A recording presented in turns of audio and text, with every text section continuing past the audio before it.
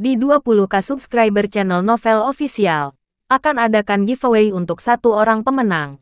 Syaratnya kalian harus subscriber, komen, like, share, supaya kalian bisa terpilih untuk jadi pemenang giveaway. Semoga beruntung bosku. Selamat datang di channel Novel Official. Sebelum kalian mendengarkan novel Pesona Pujaan Hati, jangan lupa like, share, and subscribe. Kalau tidak ku sentil jantung kalian. Hehehehe. Tanpa lama-lama lagi langsung saja kita masuk di alur cerita novelnya. Bab 7211 sampai bab 7220. Saat bel tahun baru menggema, waktu di Maladewa baru saja menunjukkan pukul 9 malam. Demi menciptakan suasana pergantian tahun yang lebih meriah, Bernard tak ragu menghamburkan banyak uang demi membeli aneka kembang api. Ia bahkan meminta orang-orang untuk mengantarkannya ke teluk dengan perahu, hanya untuk menyalakan kembang api di tengah laut. Dari bibir pantai, kembang api warna-warni itu melesat ke langit malam yang bening, lalu meledak dengan megah di udara. Cahayanya berpendar, memikat cakrawala dan menciptakan pantulan menakjubkan di permukaan laut yang berkilauan. Paduan panorama langit dan lautan yang memesona itu membuat siapapun yang menyaksikannya terbius dalam kekaguman. Claire berdiri memandangi kilauan cahaya dari balik jendela, lalu bernyanyi pelan, seolah berbicara pada dirinya sendiri. Sudah lama aku tidak melihat kembang api seindah ini. Elaine, yang tadinya sibuk dengan ponselnya, segera mengangkat kamera dan mulai merekam. Ia bersungut-sungut kecil sambil menghela napas. Siapa yang bilang tidak begitu? Kota kita sudah melarang kembang api bertahun-tahun lamanya. Aku bahkan hampir lupa bagaimana rasanya melihat pertunjukan kembang api. Indah sekali. Apalagi ini dinyalakan begitu dekat. Dari atas laut pula. Di sudut ruangan, pupil mata Jacob merefleksikan cahaya kembang api yang berpendar dari jarak jauh. Kerutan di wajahnya menampakkan kebahagiaan yang sederhana. Ia tersenyum, lalu bernostalgia. Waktu aku masih kecil, hal paling kusukai adalah menyalakan petasan. Waktu itu, hidup kami tidak mewah. Tapi setiap tahun baru Imlek tiba, aku akan menghabiskan seluruh uang angpauku hanya untuk membeli beragam jenis petasan. Setiap hari, anak-anak sekampung akan mengerumuniku. Kadang aku bagi-bagikan 1 atau 2 petasan untuk mereka mainkan. Dan mereka langsung senang bukan main. Mereka bahkan menjulukiku Panglima Tertinggi. Elaine memandang Jacob dengan memunculkan geli. Tak mampu memahami nostalgia yang memenuhi ingatannya. Ia mencibir dengan nada sarkastis. Kalau Christopher ada di sini, apa kamu masih bisa jadi Panglima Tertinggi? Kalau begitu, Panglima Tertinggi sejati pasti kakakmu ya. Jacob tertawa kecil. Bertukar tangan dengan santai. Bukan itu maksudnya. Kamu tidak mengerti, antara aku dan Christopher ada jarak usia. Elaine, sambil mengunyah biji melon, menimpali dengan senyum jahil. Dengan trik-trik kecil yang dimiliki saudaramu. Jangan-jangan dia berniat merebut timmu dulu. Jacob menamparkan pahanya sambil tertawa getir. Jangan bilang, memang begitu kenyataannya. Dia selalu ingin merebut posisiku. Tapi aku tidak setuju. Gara-gara itu aku sempat dihajar olehnya. Elaine bersemangat. Christopher memang seperti itu dari kecil. Penakut dan selalu mencari keuntungan sendiri. Jacob mengangguk pelan dan menghela napas. Sejak kecil dia dimanja ibuku. Apapun yang diinginkannya harus didapat. Entah miliknya atau bukan. Elaine mendongak dan bertanya dengan rasa ingin tahu. Tapi aneh ya. Semua orang di rumahmu sayang sama si bungsu. Tapi kenapa ibumu malah lebih menyayangi kakak tertuamu? Jacob tersenyum. Seolah-olah kepahitan masa lalu. Aku memang tidak pernah bisa menyaingi kakakku sejak kecil. Dia lebih pintar. Tahu cara menyenangkan hati ibu. Lagi pula, di keluarga kami, tidak pernah ada yang bisa bersikap adil pada semua orang. Wajar saja kalau ada yang ditinggikan dan ada yang direndahkan. Elaine sengaja menggodanya lagi. Kakakmu bandel sejak kecil. Kamu mabuk sejak kecil. Wah, kalian memang pasangan sempurna. Saling melengkapi. Jacob hanya mengangkat bahu. Tidak ambil pusing. Namun tak lama kemudian, ia menghela napas panjang dan berkata dengan suara pelan. Entah bagaimana mereka merayakan tahun baru kali ini. Nada Elaine tiba-tiba meninggikan. Apa kamu masih memikirkan mereka sekarang? Sungguh punya waktu. Ya kamu. Jacob mendekatinya. Bagaimanapun juga, kami saudara sedarah. Meskipun sudah lama tak berinteraksi, aku tetap memikirkan mereka. Hana memang sempat mendapat banyak uang dulu. Tapi sejak kamu mengungkap semua kebusukannya, aku khawatir dia sekarang tidak punya penghasilan sama sekali. Elaine mencibir dengan nada tak peduli. Itu hukuman yang pantas. Siapa suruh dia menipu orang? Aku mengungkapnya demi kepentingan umum. Jacob menghela napas lagi. 9 dari 10 selebritas internet itu juga melakukan penipuan. Dan dia bukan menuangkannya. Tapi selama dia masih bisa menghasilkan uang, setidaknya ibuku bisa hidup sedikit lebih baik. Elaine tak kuasa menahan emosi. Ibumu masih ingin hidup nyaman. Tuhan saja belum mencabut nyawanya sudah merupakan kekayaan besar.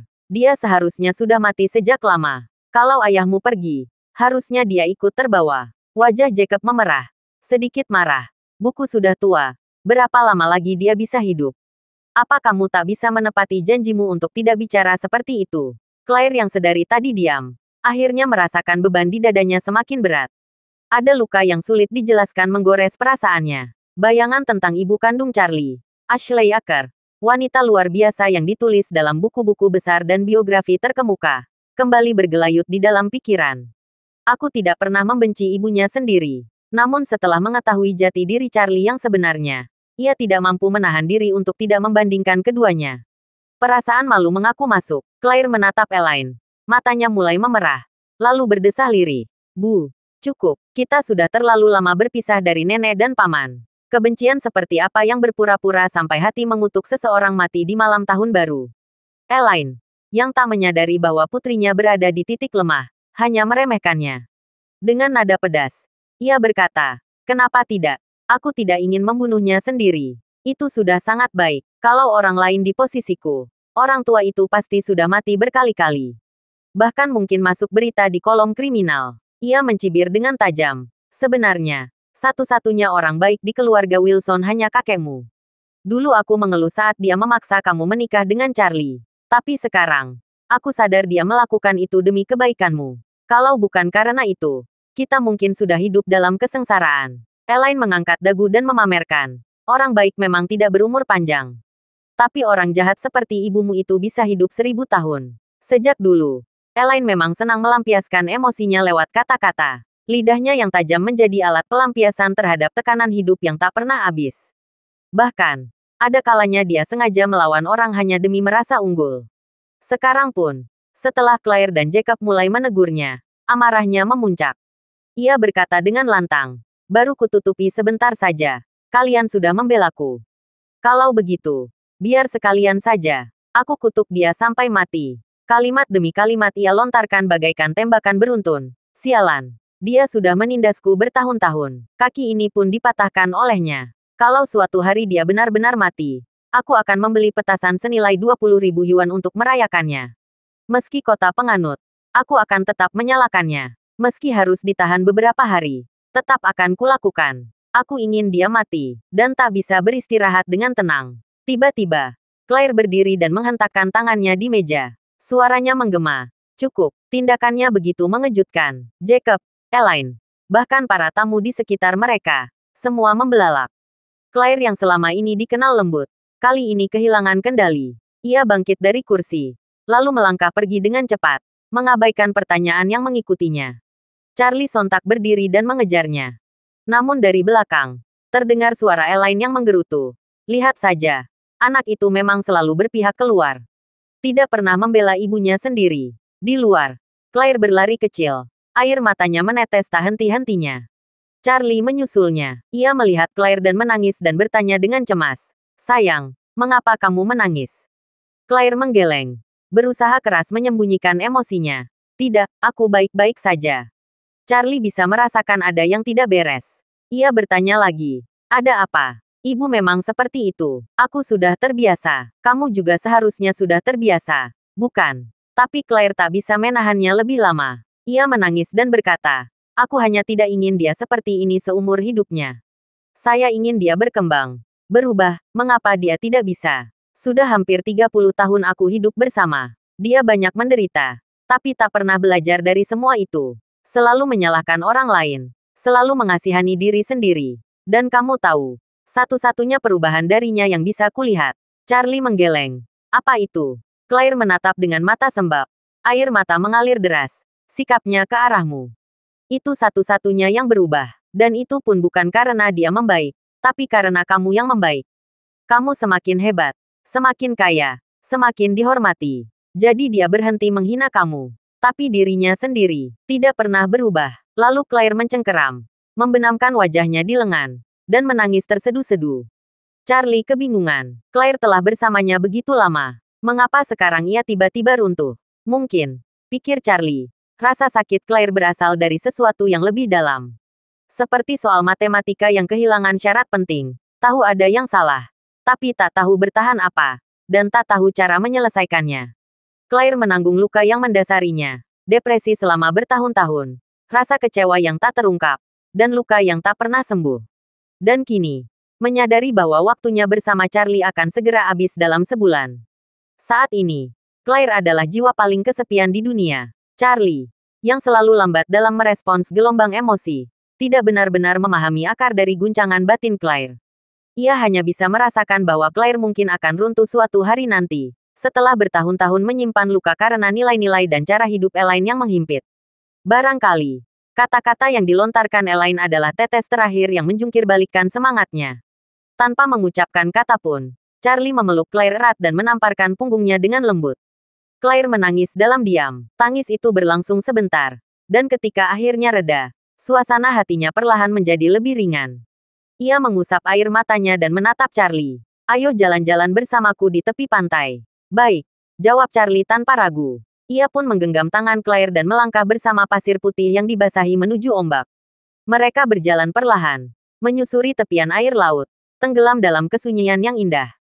Tak ada kata-kata yang terucap, hanya dunia kecil mereka berdua yang terasa begitu damai dan asing dari keramaian dunia luar. Di saat yang sama, gala festival musim semi perlahan mendekati penghujungnya. Para tamu satu persatu mulai meninggalkan restoran, kembali ke kamar masing-masing, meninggalkan suasana yang tenang dan remang. Di pulau tempat markas perkumpulan penghancuran King berdiri, Victoria menyaksikan kemeriahan gala festival itu dalam diam. Lalu, dengan nada mencibir, ia berkata kepada Tyrion, sejak keluarga Wade dan keluarga Aker berdamai, langkah mereka semakin besar. Kurtis otomobil yang mereka dirikan, benar-benar seperti duri yang menancap di dadaku. Tyrion segera menimpali, Tuan Ying. Kurtis otomobil kini masih dalam masa pengembangan. Apakah Anda ingin mengirim beberapa agen untuk membuat kekacauan di sana? Victoria menggeleng dan mengibaskan tangannya. Aku tahu keluarga Aker saat ini berada di Tiongkok. Jika aku mengirim tetua ketiga ke sana, kemungkinan besar yang terjadi adalah memanggil seluruh keluarga. Tapi alasan aku belum mengambil tindakan selama ini adalah karena aku belum mengetahui seberapa kuat kekuatan musuh dalam bayangan. Dan satu hal lagi, Keit, si rubah tua itu, kini tengah menanam investasi besar di Tiongkok. Kalau aku menyerang sekarang dan menghancurkan semua miliknya, maka itu bisa menjadi lonceng kematian bagi perkumpulan penghancuran King. Tyrion mengangguk perlahan. Tuan Ying, bila Anda terus menahan diri, sementara mereka tumbuh besar dan menjadi kuat, saya khawatir nantinya Anda akan benar-benar kehilangan kendali. Victoria menggertakkan gigi. Kata-kata Tyrion terasa seperti sembilu yang menusuk dadanya. Sinar matanya membara dengan niat membunuh. Dan raut wajahnya menjadi gelap ketika ia berkata pelan namun tajam. Selama bertahun-tahun, sejak Ashley dan Curtis dianggap membunuh, keluarga Aker dan Wade hidup bersembunyi. Aku selalu curiga Ashley masih hidup. Itulah mengapa aku tak pernah memperpanjang dua keluarga itu. Sebaliknya, aku mengutus cendekiawan untuk menyelidiki kabar tentang keberadaan Ashley di keluarga Aker.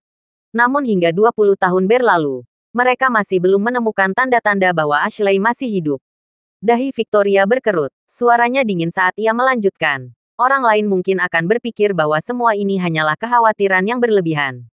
Atau mungkin mereka mengira Ashley sudah mati di tangan Tuan Chardon. Tapi aku tidak bisa bersantai.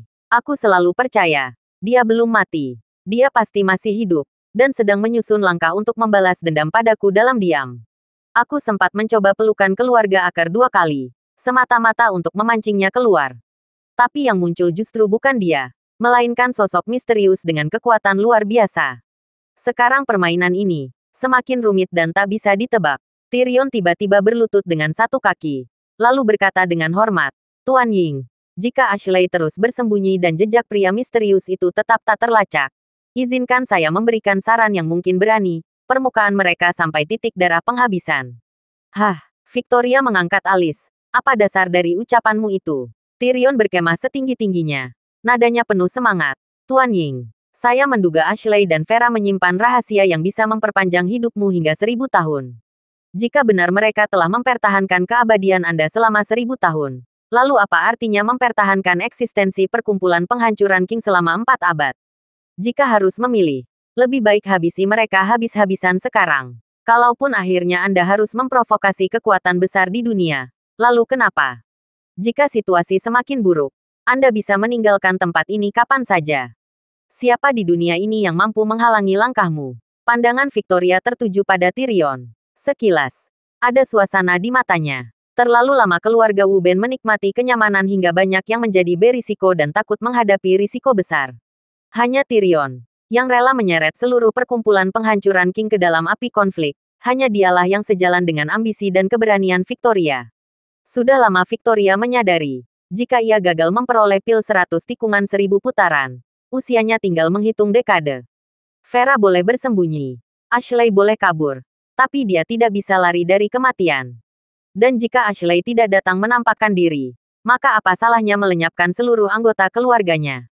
Bahkan andai dua kekuatan besar dunia timur dan barat bergandengan tangan untuk menghancurkan perkumpulan King, apa bedanya? Bila ajal sudah di ambang pintu, tidak ada yang layak disesali. Kalau memang harus mati, lebih baik menyeret musuh sebanyak mungkin ikut. Dengan suara dingin yang penuh tekad, Victoria berkata pada Tyrion, "Bersiaplah. Aku akan memberi Ashley waktu 3 tahun lagi. Jika dalam 3 tahun ia tak juga muncul, aku sendiri yang akan menghabisi keluarga Akar dan keluarga Wade.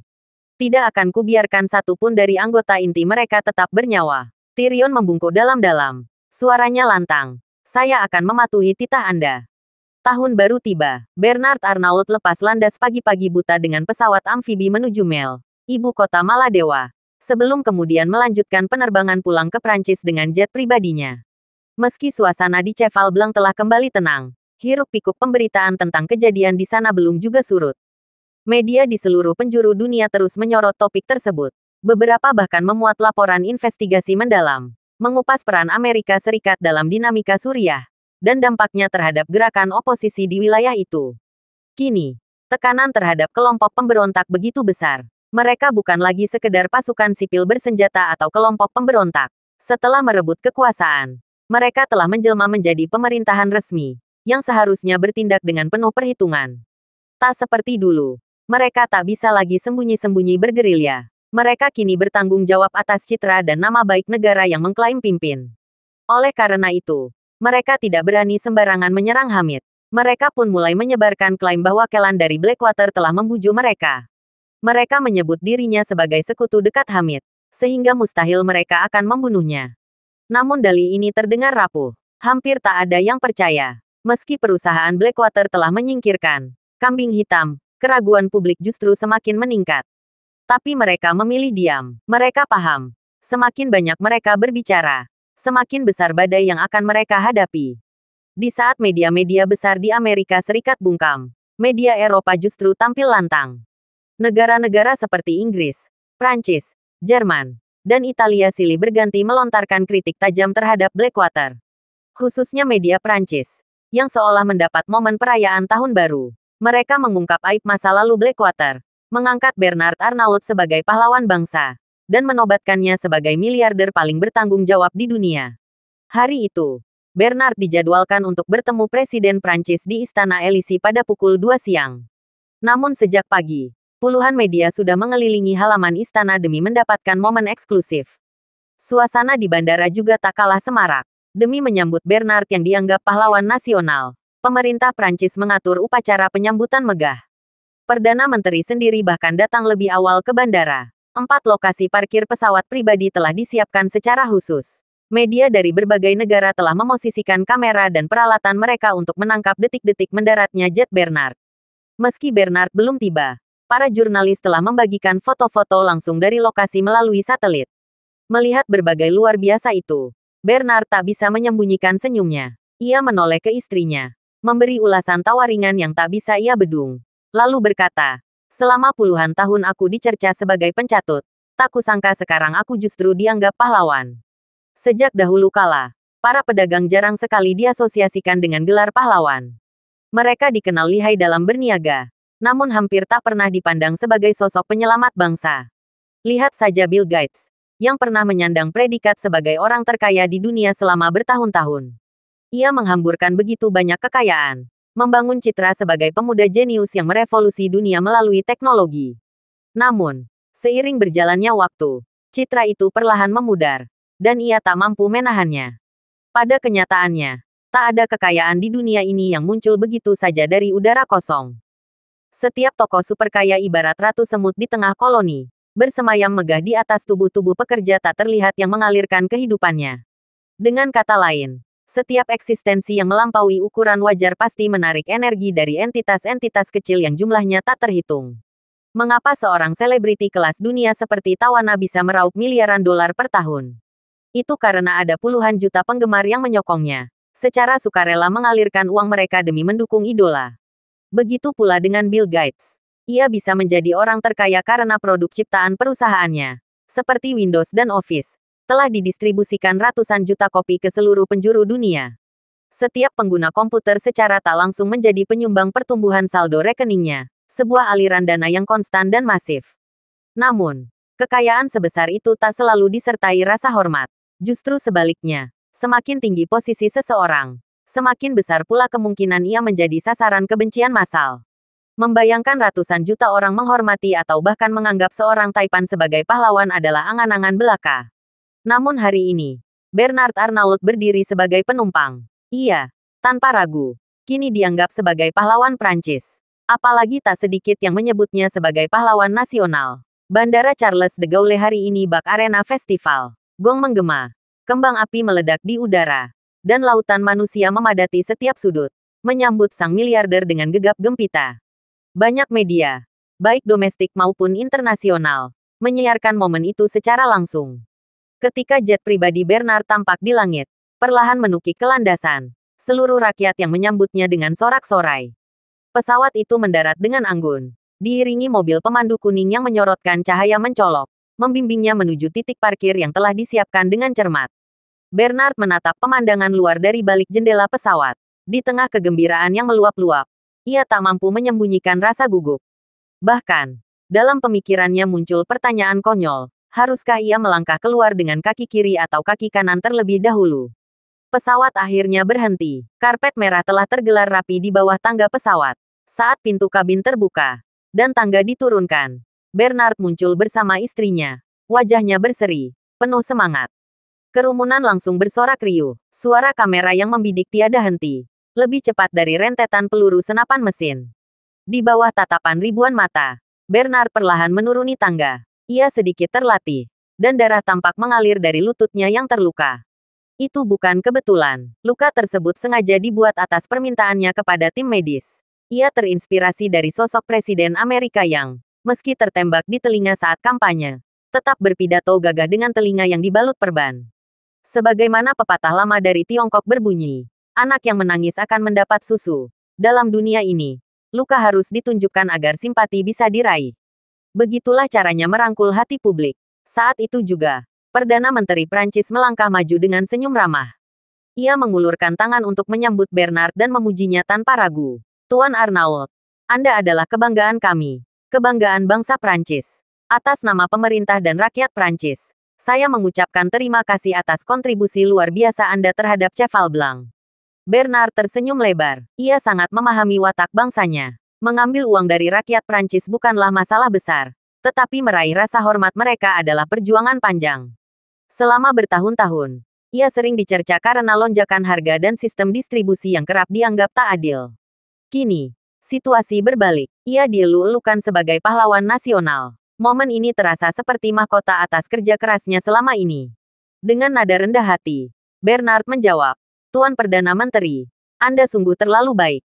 Apa yang saya lakukan hanyalah kewajiban saya. Perdana Menteri tersenyum hangat. Tuan Presiden sudah menanti Anda di Istana Elysee. Sebelum itu, mari kita berfoto bersama dengan para wartawan. Nanti, mungkin akan ada wawancara singkat. Kalau Anda tertarik, cukup jawab beberapa pertanyaan dari media utama. Tapi kalau tidak, tak apa. Anda bisa menunggu hingga pertemuan dengan Presiden selesai. Bernard mengangguk pelan, lalu mencondongkan tubuh, berbisik, permisi. Tuan Perdana Menteri, apakah media Amerika seperti Associated Press, United Press, dan CNN juga hadir? Mereka ada di sini. Sang Perdana Menteri tersenyum. Dengan kecintaan mereka terhadap berita sensasional, bagaimana mungkin mereka melewatkan ini? Bagus, luar biasa. Bernard tersenyum puas. Kalau begitu, saya akan menjawab wawancara mereka nanti. Oke, setelah berpose di depan lensa kamera media, Perdana Menteri dan Bernard melangkah mendekati para jurnalis yang telah lama menanti. Dengan senyum lebar, Perdana Menteri mengumumkan, Tuan Arnault akan segera menuju Istana Elysee untuk bertemu Yang Mulia Presiden. Tapi sebelumnya, saya telah berdiskusi dengannya dan beliau bersedia memberikan waktu 10 menit untuk wawancara singkat. Silakan angkat tangan jika ingin mengajukan pertanyaan. Sekejap saja, tangan para wartawan terangkat serempak. Mereka tampak antusias. Jelas tak ingin melewatkan kesempatan langka ini. Seorang reporter dari AFP menatap Bernard penuh percaya diri. Sebagai media nasional tertua dan paling berpengaruh di Prancis, ia yakin akan dipilih pertama untuk bertanya. Bukankah patriotisme semestinya datang dari yang paling dekat? Namun di luar dugaan, Bernard mengabaikannya. Tatapan tajamnya justru langsung mengarah pada reporter dari CNN. Ia menunjuknya dan berkata, silakan, Anda dulu. Wajah reporter AFP berubah suram. Ia tak tahu bahwa Bernard sedang bersiap mengenakan baju perang anti-Amerika. Dan dari detik ini, ia resmi memasuki mode kerja. Reporter CNN tampak terkejut, namun cepat-cepat menyambut kesempatan itu dengan sukacita. Tuan Arnault yang terhormat, ujarnya, apakah Anda menduga serangan ini hasutan pihak tertentu yang memiliki motif tersembunyi? Hasutan, Bernard mengernyit. Apa maksud Anda dengan hasutan? Reporter itu menjawab cepat. Sejauh yang saya tahu, para penyerang Cheval Blanc Randeli mengaku sebagai tentara bayaran dari Blackwater. Tapi Blackwater, sejauh yang kami pahami, adalah perusahaan tentara bayaran biasa. Rasanya tak mungkin mereka terlibat dalam serangan teroris. Jadi saya menduga, bisa jadi ini adalah upaya untuk memprovokasi ketegangan antara Amerika dan Prancis. Bagaimana pendapat Anda? Bernard tersenyum sinis, lalu balik bertanya. Saat kejadian berlangsung, Anda sedang berada di mana? Saya bertugas di Paris, jawabnya. Saya berada di sini saat insiden itu terjadi. Bernard mengangguk pelan. Suaranya dingin dan meremehkan. Anda berada di Paris, jauh dari lokasi kejadian. Sementara saya berada tepat di Cheval Blanc, di hadapan moncong senjata para teroris Blackwater. Dan sekarang Anda bilang ini mungkin hasutan. Siapa Anda? Sherlock Holmes. Serangan mendadak Bernard Arnault membuat reporter CNN itu tak kuasa menyembunyikan rasa malu di wajahnya. Awalnya, ia bermaksud menggiring opini publik demi kepentingan Blackwater, berupaya menimbulkan keraguan bahwa mungkin saja mereka dijebak. Meski tidak banyak yang akan langsung percaya, dengan mengajukan hipotesis tersebut, setidaknya ia bisa menyoroti sorotan dan membuyarkan konsentrasi lawan bicara. Namun, tak disangkanya Bernard akan menyanggah secara langsung dan terbuka, tepat di hadapan sejumlah jurnalis dari berbagai media. Reaksi yang terang-terangan seperti itu membuatnya terpojok. Tak ada yang bisa ia lakukan selain menelan ludah dan berkata dengan nada merendah, Tuan Arnault, saya bukan Sherlock Holmes.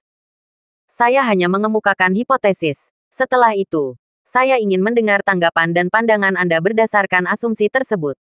Kalaupun Anda tidak setuju, tak mengapa. Saya hanya berharap Anda tidak salah menafsirkan maksud saya. Bernard mendengarkan. Nada suaranya tajam. Salah paham. Anda pikir saya tidak tahu apa yang sedang memikirkan kalian, para jurnalis dari Amerika.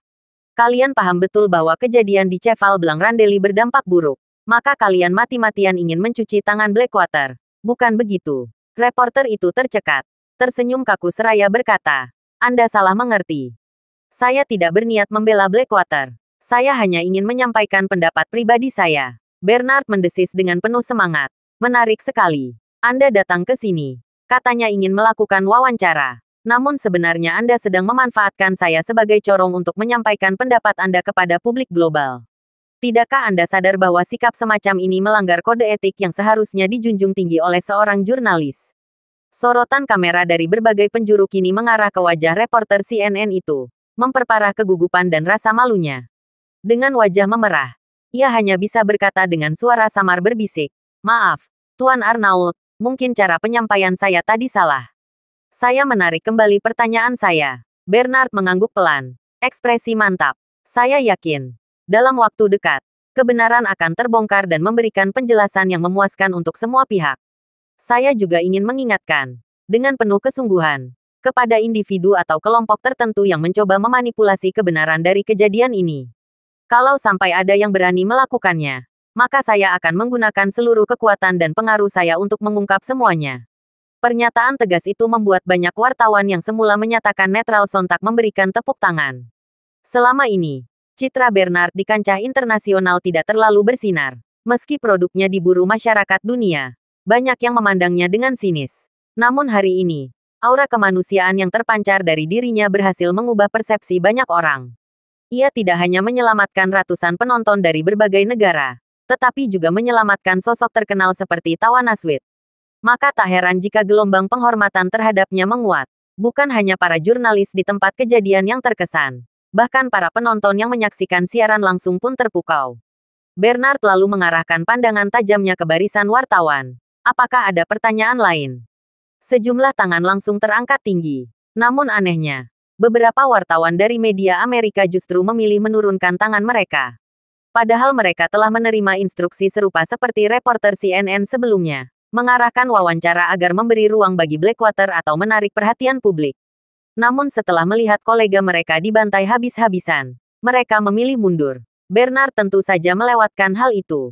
Dengan nada menyindir, ia tertawa kecil dan berkata, "Sepertinya saya, orang tua dari Prancis ini, terlalu terang dalam berbicara. Tak heran kalau saya kurang disukai oleh rekan-rekan jurnalis dari Amerika. Kalau saya sedikit lebih longgar terhadap Blackwater, mungkin kalian semua akan bertanya." Tawa riuh terdengar di seluruh ruangan. Para wartawan Amerika hanya bisa saling melirik sambil tersenyum kaku. Bernard pun mencondongkan pandangan ke arah reporter AFP dan berkata ramah, "Selanjutnya, silakan reporter dari AFP bertanya." Reporter AFP itu tersenyum sopan dan bertanya, "Tuan Arnault yang terhormat, saya dengar besok Anda akan menuju markas besar Perserikatan Bangsa-Bangsa di Amerika Serikat dan menyumbangkan dana ke kantor kontra terorisme PBB. Apakah kabar itu benar?" "Benar," Bernard mengangguk pelan. "Insiden di Cheval Blanc Randeli memberi saya dua perasaan sekaligus, rasa syukur dan marah. Syukur karena saya masih mempunyai kesempatan dan kemampuan untuk menyelesaikan krisis tersebut. Kemarahan karena serangan seperti itu bisa terjadi di mana saja, kapan saja. Tidak semua orang seberuntung saya yang bisa selamat dan menyelesaikan semuanya. Itulah sebabnya saya ingin berkontribusi sebisa mungkin untuk mencegah hal serupa terulang. Dan saya berharap, orang-orang dengan kondisi ekonomi yang lebih baik juga mau memperhatikan isu ini. Semoga mereka bersedia menyisihkan sebagian dari kekayaannya demi tujuan yang lebih besar." Pernyataan Bernard yang tulus dan penuh semangat menyentuh hati banyak orang, baik yang hadir langsung maupun yang menyaksikan dari balik layar. Kalau saja yang mengucapkannya adalah miliarder lain, publik mungkin akan menilainya sekadar pencitraan atau mencari sorotan. Namun Bernard berbeda. Ia mengungkap jaringan terorisme, tampil sebagai sosok penyelamat di saat genting, bahkan disiarkan secara langsung ke seluruh dunia melalui siaran tawana. Ia tidak hanya membayar para teroris, tapi juga menghadapi peluru secara langsung, siap kehilangan nyawa di tengah krisis. Dengan semua itu, siapa yang masih bisa menganggap sekadar pencitraan? Reputasi Bernard pun melonjak, mencapai titik tertinggi dalam hidupnya. Sementara itu, di sudut ruangan yang jauh dari sorotan, Charlie tampak bersantai di atas kursi malas, menonton siaran itu melalui ponsel. Ia harus mengakui, akting Bernard benar-benar mengagumkan. Penampilannya yang tegas dengan rambut memutih yang berantakan, memancarkan karisma yang alami. Meski usianya sudah tidak muda, Bernard tampil begitu kuat. Ia seolah-olah turun dari pesawat bukan untuk disambut, melainkan untuk mengoyak wartawan-wartawan Amerika. Dan jika ia benar-benar berencana menyerang markas PBB, itu akan menjadi mimpi buruk bagi pihak Amerika. Terutama Blackwater, mereka mungkin lebih memilih membungkam Bernard selamanya. Namun, itulah hal yang paling tidak bisa mereka lakukan sekarang. Jika Bernard mati, tudingan akan langsung berbunyi di Blackwater. Lagi pula, Bernard bukan orang biasa. Ia pernah menyandang gelar orang terkaya di dunia. Jika ia sampai tersingkir, Prancis dan Uni Eropa pasti akan bersuara. Dunia internasional pun akan menuntut penjelasan. Kekhawatiran gagal untuk petinggi Blackwater. Mereka bertanya-tanya, macam strategi apa yang akan direncanakan Bernard begitu ia tiba di Amerika dan melangkah ke markas besar PBB. Dalam perjalanan menuju istana kepresidenan Prancis, senyum tak pernah lepas dari wajah Bernard. Hari ini, untuk pertama kalinya, ia merasakan bentuk penghormatan yang begitu murni dan menyentuh hati. Selama ini, Penghormatan yang ia peroleh didasarkan pada kekayaan dan pencapaian pribadi. Berapa banyak uang yang ia hasilkan, seberapa luas pengaruh bisnisnya. Namun, tak semua orang menghargai bentuk penghormatan seperti itu. Seperti halnya seorang pria dari keluarga kaya raya di Tiongkok, yang merasa bangga semata-mata karena tak ada yang lebih kaya darinya. Penghormatan semacam itu justru kerap menimbulkan rasa iri dan jarak. Tapi kali ini berbeda. Dunia melihatnya sebagai pahlawan. Penghargaan dan rasa hormat datang dari hati rakyat banyak. Itulah pengalaman yang tak pernah ia rasakan sebelumnya. Saat mengingat semua itu, hati penuh rasa syukur.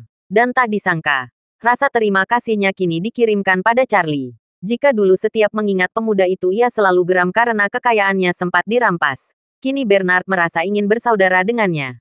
Andai saja bisa seperti Hamid yang dengan bangga menyebut Charlie sebagai saudara. Mulai sekarang, ia ingin menemukan saudara York, dan berharap kelak Harvey akan menemukan saudara Arnault.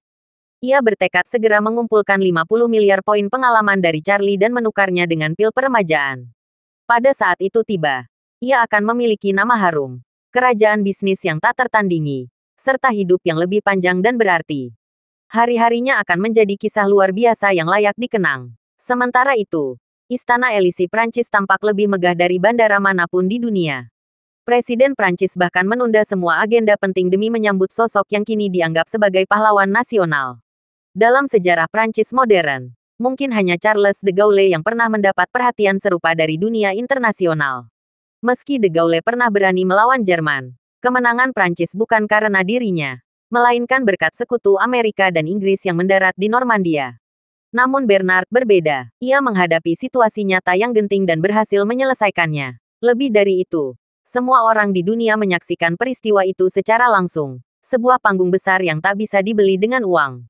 Ada banyak tokoh dunia yang pernah viral di negara mereka masing-masing. Namun sangat sedikit yang dikenal secara global pada waktu yang sama seperti Bernard. Kini, tak diragukan lagi. Bernard menjadi panutan global. Bahkan setiap aksi terorisme yang terjadi kelak akan mengingatkan dunia pada keberaniannya. Presiden Prancis memahami betul nilai citra ini. Ia bertekad menjadikan Bernard simbol kebanggaan nasional yang bisa diangkat di panggung dunia. Begitu iring-iringan mobil kenegaraan tiba di gerbang utama, Bernard yang didampingi sang istri melangkah masuk ke Istana Élysée yang megah. Presiden tidak menunggu di tempat. Ia langsung menyambut Bernard dengan langkah cepat, menjabat tangan erat, lalu berkata penuh semangat. Selamat datang kembali, Tuan Arnault. Anda adalah kebanggaan bangsa Prancis. Bernard Arnault dan Presiden adalah sahabat lama. Sekalipun suatu hari Bernard tak lagi menyandang gelar sebagai orang terkaya di dunia, posisinya sebagai sosok terkaya di Prancis dan Eropa masih tak tergoyahkan.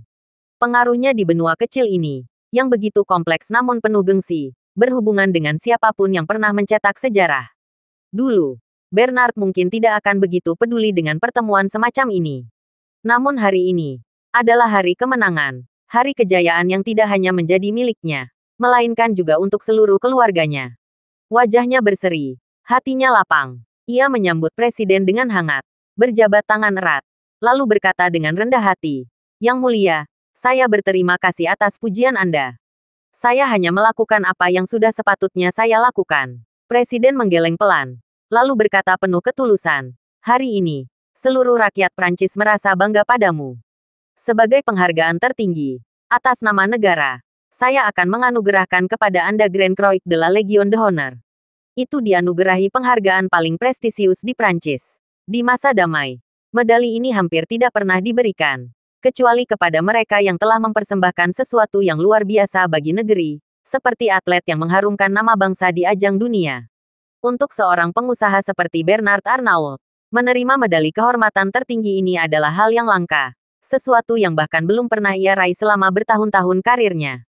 Sebenarnya, nilai medali bukanlah persoalan harga material. Pemerintah dengan sengaja membatasi jumlah agar makna dan kehormatannya tetap terjaga. Jika dibiarkan, penurunannya akan menurun, dan pesonanya pun akan luntur. Bernard merasa hatinya terangkat. Sekembalinya ke tanah air, ia disambut oleh Perdana Menteri di bandara dan diterima langsung oleh Presiden. Dan kini, ia akan menerima penghargaan tertinggi negara. Ini adalah pencapaian yang sungguh-sungguh memuaskan. Upacara berlangsung hikmat, mengikuti tata cara yang telah ditentukan, disaksikan oleh para pejabat tinggi dan pengawal kehormatan Prancis, serta disiarkan langsung oleh berbagai media internasional. Di hadapan rakyat Prancis, dan setengah populasi dunia, Bernard Arnault, dengan rambut peraknya yang elegan, menerima Grand Croix de la Légion d'Honneur yang megah itu. Begitu Presiden mengalungkan medali ke dadanya, gemuruh tepuk tangan menggema di seluruh istana Élysée. Di tengah kemegahan itu, Bernard, sang maestro dunia bisnis, tiba-tiba menyadari satu hal. Selama ini ia mengira dirinya tidak tertarik pada peringkat maupun kekayaan. Namun hari ini, ia tahu bahwa sebenarnya bukan itu masalahnya. Bukan karena dia membencinya, melainkan karena dia tidak pernah benar-benar mampu meraihnya dengan tulus. Matanya mulai berair, dan getaran haru membuncah di dadanya seperti lagu kebangsaan yang membangkitkan jiwa. Sementara itu, Charlie menyimak siaran langsung dari layar kaca, melihat bagaimana sorak-sorai rakyat Prancis membuncah memuja Bernard Arnault. Komentar yang bertebaran di media sosial menampilkan kekaguman publik yang begitu mendalam terhadap sosok Bernard. Tiba-tiba, sebuah ide terlintas di benak, mengapa tidak memberikan kejutan tambahan. Segera, ia meraih ponselnya dan mengirimkan pesan ke Tawana melalui WeChat. Kebetulan, penyanyi ternama itu juga berada di pulau yang sama. Beberapa menit kemudian, Bernard, yang masih duduk gagah di samping Presiden, baru saja menyelesaikan sesi pengambilan gambar.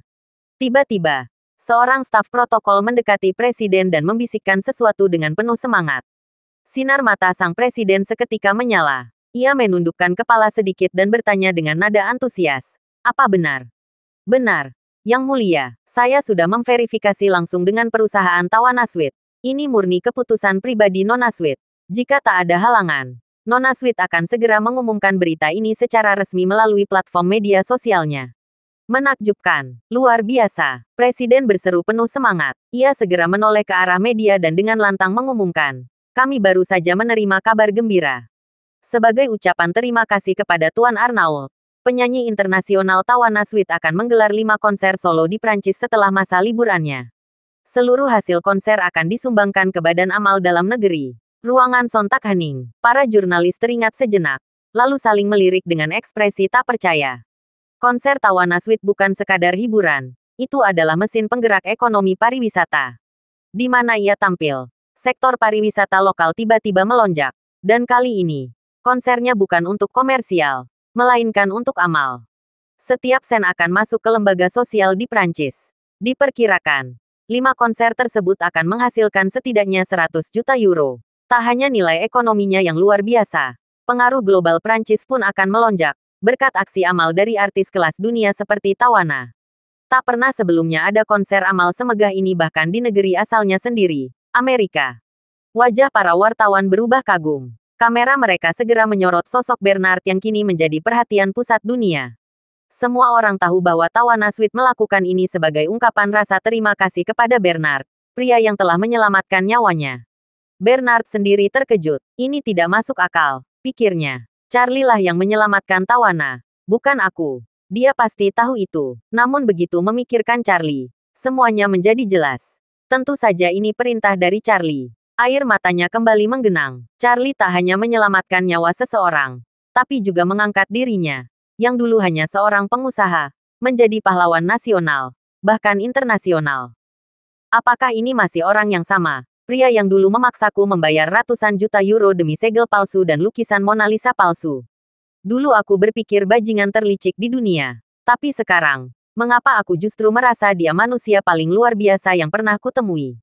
Dia menyelesaikan semuanya diam-diam, lalu pergi tanpa jejak, tanpa meninggalkan nama. Bukankah itu yang dia katakan dulu? Di suatu tempat, beberapa fotografer berhasil menangkap air mata yang jatuh di pipi Bernard.